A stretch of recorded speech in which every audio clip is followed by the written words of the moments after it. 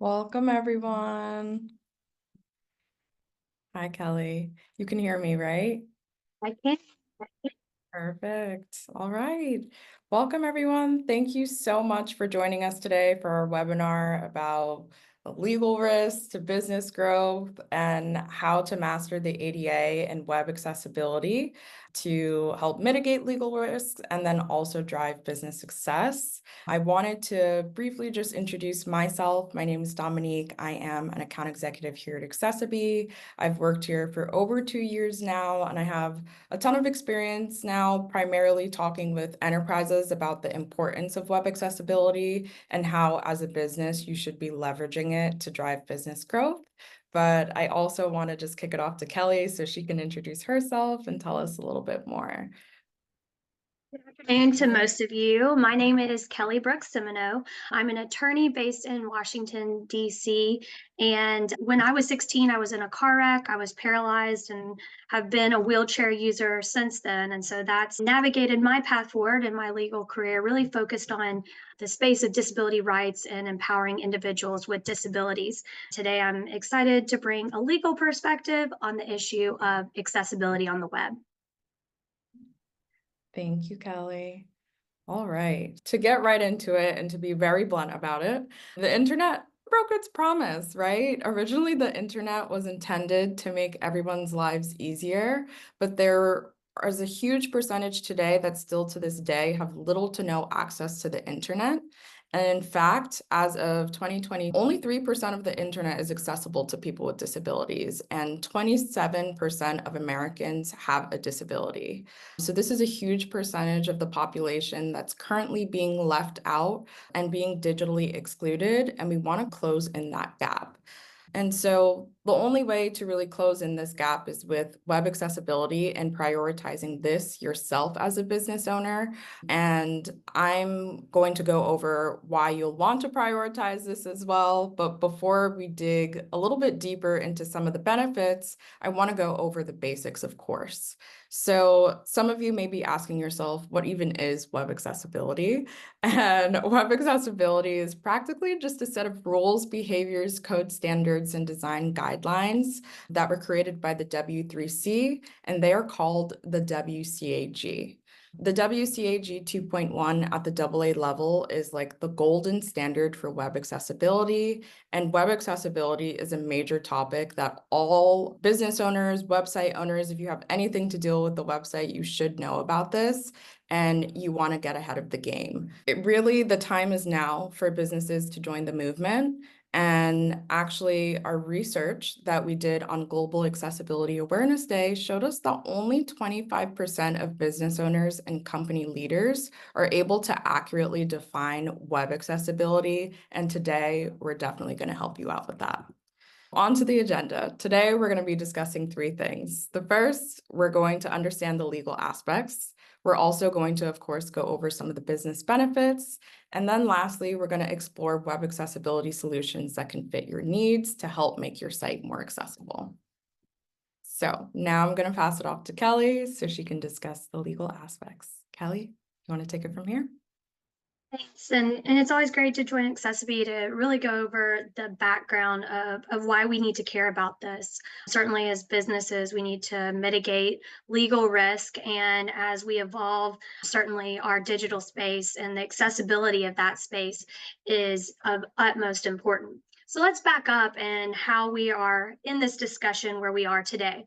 Many of you may be aware of the monumental piece of federal legislation called the Americans with Disabilities Act, also known as the ADA. It was signed in 1990, so it has been around over 34 years at this point to make sure that people with disabilities have the same rights as everyone else. And this can be in different spaces, from public areas going into a restaurant or a library, and then also forms of communication, employment, etc. But let's think about when this piece of legislation was put in place. Back in 1990, while there was a small digital presence, certainly it did not look or feel or operate in any shape or form like it does today. And because of that, there was no explicit mention of web accessibility in the ADA. So the question we have as business owners, I'm a small business owner myself, is does the ADA apply to websites? And the short answer to that is yes, it does. And of course, while that legislation predated the internet, what we know, because the Department of Justice had looked specifically at this issue, and back about 2 years ago, the Department of Justice confirmed that the ADA's requirements apply to all goods, services, privileges, activities offered by public accommodation, including those offered on websites. So, just as I, as a wheelchair user under the ADA, should have access to go somewhere in my community in the physical sense, we should also be aware that we need to make our website, our digital space, accessible and open to people with disabilities. But what we can tell and what the progression is as our technology is rapidly moving and growing and expanding is that we probably need another piece of legislation to really further define web accessibility. And we see that the legislator is working in that direction. There have even been specific states that have said, okay, our government needs to have web accessibility by this certain date.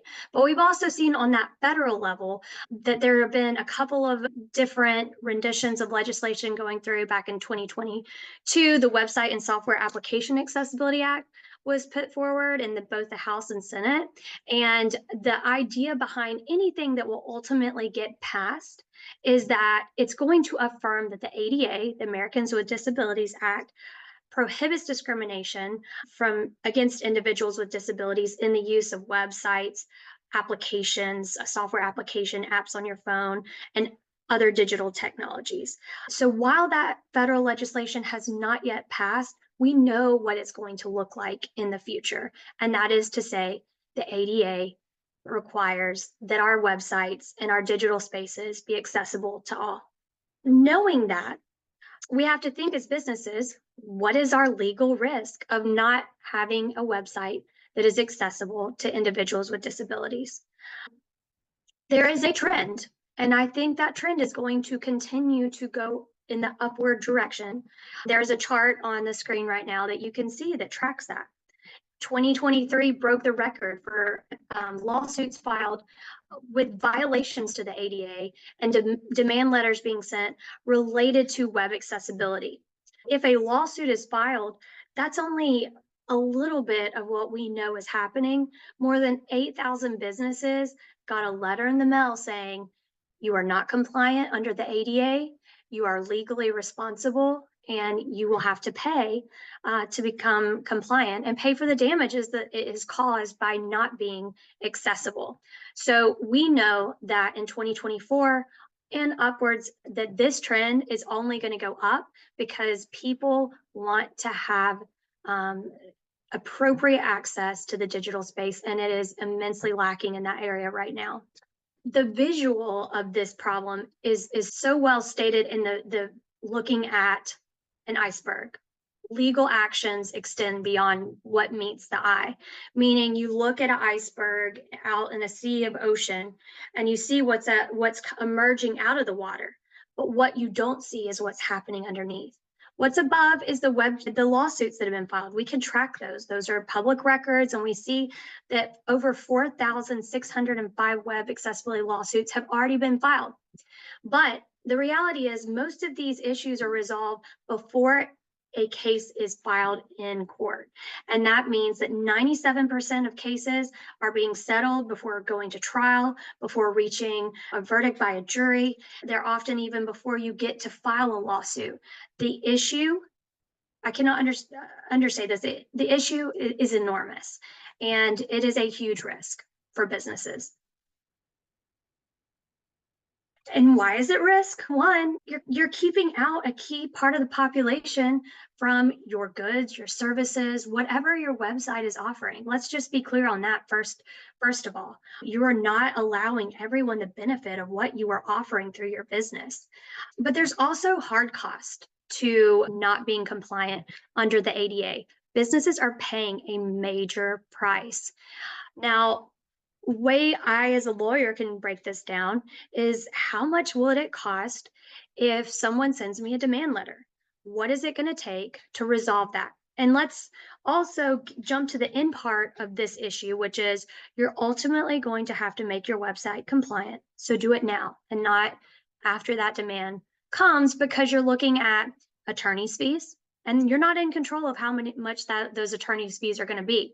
Those can be 5,000 to 15,000 or more that you're going to have to pay, plus ultimately auditing, remediation costs, up to $40,000 per demand for not being proactive, for not getting ahead of web accessibility curve. And we know, because we see the trends, that this is not something that we're going to back off from. If anything, it's only going to get further defined going forward.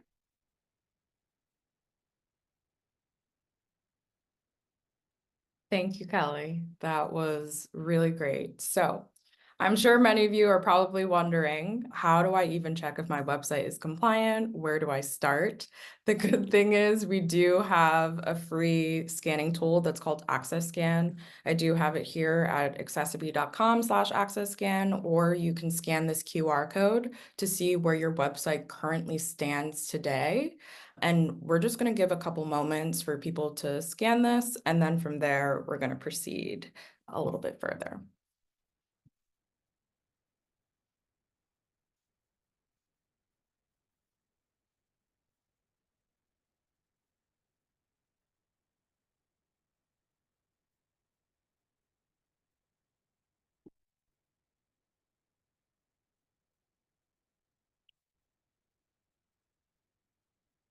All right. So if any of you have received a compliant website, that's amazing. It may just be that you've done some work to your homepage and then you may need to scan other landing pages to see how it's actually doing. But if you received a semi-compliant website, that means that there's a lot more work that still needs to be done to your website. And if you received a non-compliant website, you have a lot of work that needs to be done. And that's fine. We're going to talk about solutions that can help, but I just want to let you know what those different pieces of criteria and pieces of compliance actually mean. Okay. So I want to help you all understand what makes a website compliant, and let's just go over it. So the WCAG guidebook, and particularly the WCAG 2.1 at the AA level, is about 1,000 pages. And those guidelines are really explaining what an accessible website is supposed to look and operate like to people with disabilities. And it goes very in depth into what is actually needed.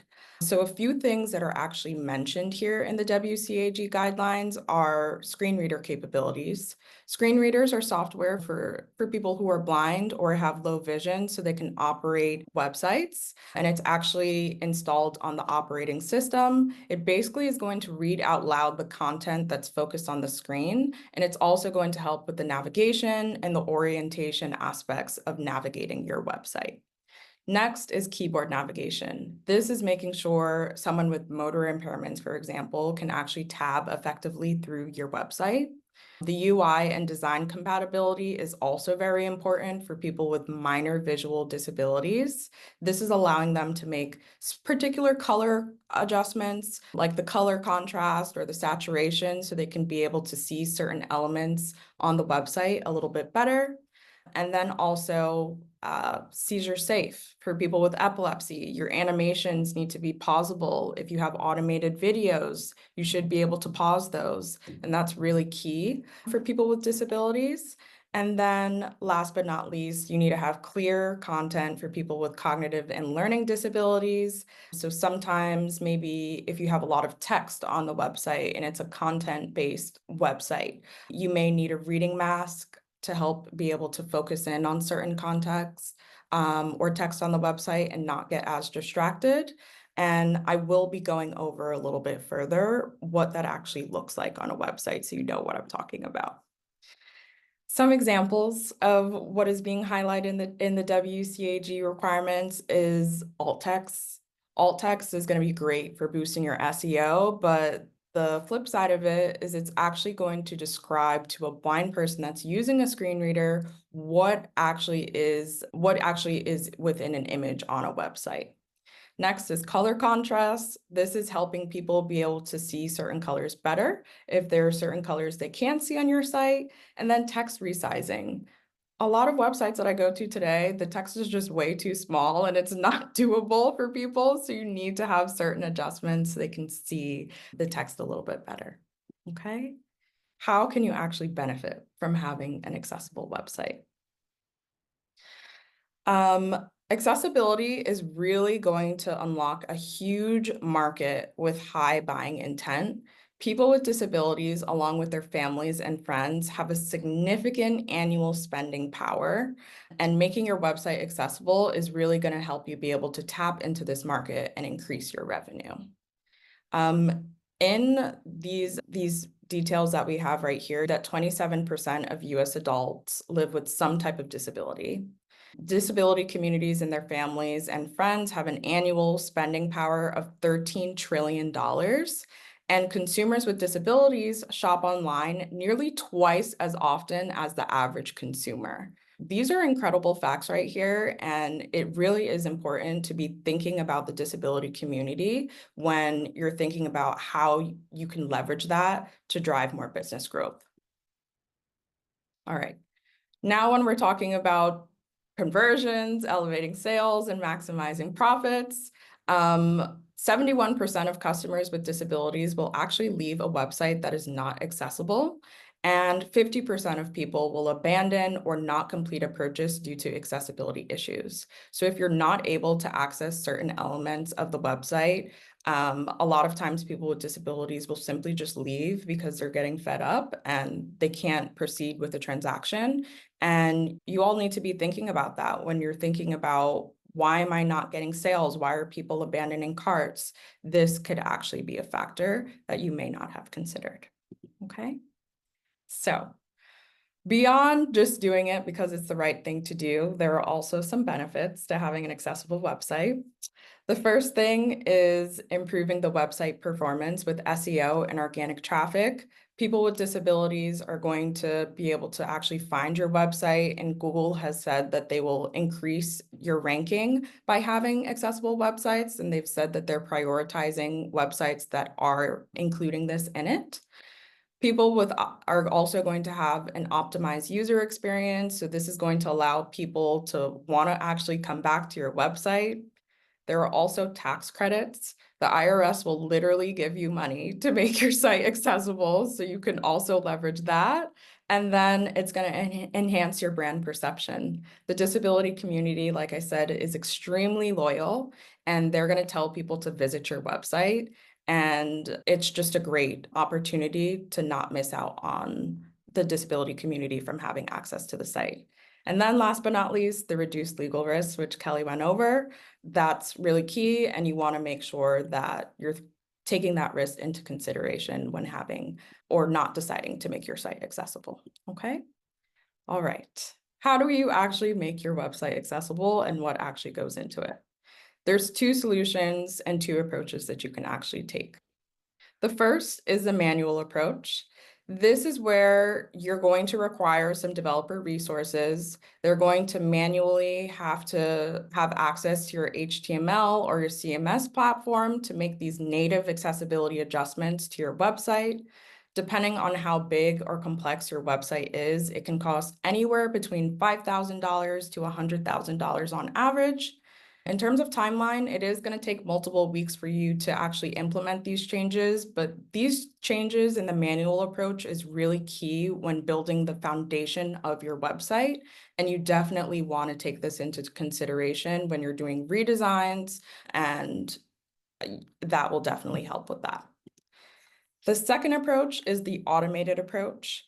The automated approach, we do have a solution that's called Access Widget. This is our bread and butter here. And with a single line of JavaScript, our AI can analyze your website for you, help make your site come up to compliance within 48 hours, and then provide maintenance every 24 hours. With this approach, there's a quick turnaround, and then there's automatic maintenance. And yeah, that's pretty much it. So wanted to show you really briefly how the automated approach actually works. And if I can click on this, that would be amazing. Oops. All right. So this is actually the widget here on the bottom left-hand corner. I may need to refresh this or get out of full screen.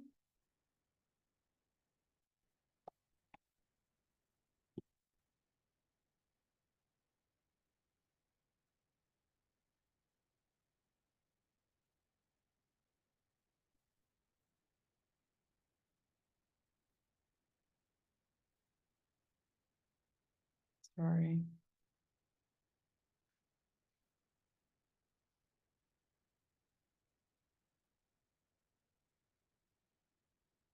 Let's see. Okay. So I don't know why it's not allowing me to click on this website, but this is the widget here on this website. You'll be able to fully customize what the widget looks like or where it's located, but we have a bunch of different disability profiles right here at the top that we created with the disability community. They told us that these were the best adjustments that were needed for them, so that's why they were here. Our ADHD friendly profile, for example, is actually going to apply a reading mask. So any small text that's on the site, I can easily focus in on that small text and not get distracted. And it's really easy to just turn that profile on by clicking the on button right here. And then further adjustments, of course, can be made. So if needed, you can adjust the font sizing on your own. You can make customizations to the line height. And then also for people that are colorblind, we do have a dark contrast option so they can see certain colors better. But that is pretty much how Access Widget is going to help make your site accessible and fulfill the ADA requirements for your website. All right.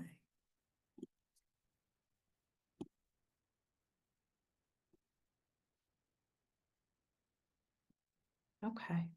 That is pretty much it. I did want to cover a few questions that I know that we received in the chat. Wanted to just jump right into the first one. We have one from Sam who asked, does your solution work on mobile devices? And the answer to that is definitely yes. When a user basically goes to a website with Access Widget on the website, they are going to receive an announcement to their phone telling them how to turn it on. And then from there, they'll be able to make further adjustments as needed. Kelly, I do have one for you from Jonathan, who said or asked, is there a particular type of website or business at higher risk of a lawsuit? I guess a simple answer to that is no, no company is exempt from facing litigation. I've tracked a lot of these lawsuits, and the types of businesses that are at issue in ADA lawsuits have been virtually every type of company, every industry, varying sizes of companies, various varying sizes of websites. And obviously, getting sued is the indication that people with disabilities cannot access your site. And what we're seeing is that people with disabilities want to feel that they're not restricted by how much of the internet that they can access. They want and should be able to have access to the internet as a whole. Thanks, Kelly. I have one from Ronnie who said, why should I buy it now? I can deal with it if I get sued. Do you want to respond to that? I touched on this earlier, but I think it's really important to say that being inclusive, being accessible is a great business decision, and it's the right thing to do. So when we're evaluating web accessibility, I always like to start at that level. This is good for business. This is a great thing to do. But there's other benefits to having an accessible website, not just only the fact that it's going to boost traffic because more people can be on there. There's better indications of SEO optimization, and it boosts reputation. The disability community is very loyal community when they feel like a company is in tune with the needs of the community and is making proactive measures to include the community. It turns into a real boost in reputation and business flow, and really there are many positive outcomes from this. Yeah, for sure. All right. And I have one from Peter who said, will Access widget slow down a website or affect the UX or the design of the website? And the answer to that question is actually no. Access widget is a session-based solution. So it's going to make these adjustments on the fly, and it's not actually going to affect your source code, but it is going to give the necessary information once that person gets to the website or allow them to make additional adjustments on their session alone. If you have any other questions about that too, Peter, you do also have the option to book like a one-on-one consultation with one of us on our team here at Accessibility. And I do have this QR code here, or you can just go to accessibility.com and request a demo from there. All right. I'll leave this up for the time being, but I do have one from Ronald who asked, does it work on WordPress? Yes, we definitely work on WordPress. Access widget as well as Access Flow, which is a dashboard that can manually help make your website, like the foundation of the website, accessible. It works on all CMS platforms, any static website, as well as web-based applications. So WordPress, Shopify, so many other CMSs, it's going to work on it pretty effectively. All right. Okay. I have one for you, Kelly, from Gavin, who said, what are the costs of a fine in case of a lawsuit? Do you want to cover that? It's hard because the costs really vary widely by case. The amount of time it takes, the amount of attorney's fees incurred, that can escalate the cost very quickly and significantly. But at the collegiate level, for example, violations can generate hundreds of thousands of dollars in settlement fees. We've seen these numbers come out. Small businesses that get sued might have to pay for things like their legal fees, and then certainly that remediation cost and getting your website up to compliance.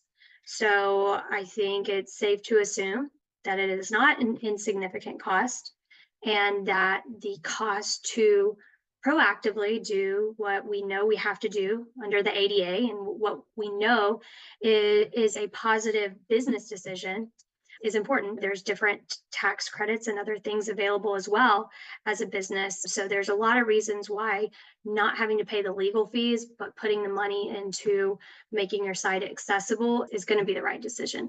I have one for you as well. Another one from Chris who asked, does a landing page need to be accessible? This actually comes up a lot of times on my calls, where sometimes people don't know if there's a particular business that this pertains to. Wanted to get your feedback on that. As far as a landing page, yes, the landing page needs to be accessible. The requirement to comply with the ADA standards really falls onto the website, onto the businesses and their websites. And so even small businesses, even microsites, like there's not really those exclusions carved out.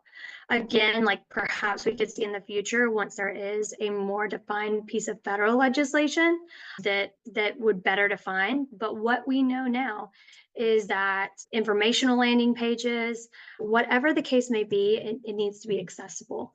And I know that people are concerned about the idea about frivolous lawsuits.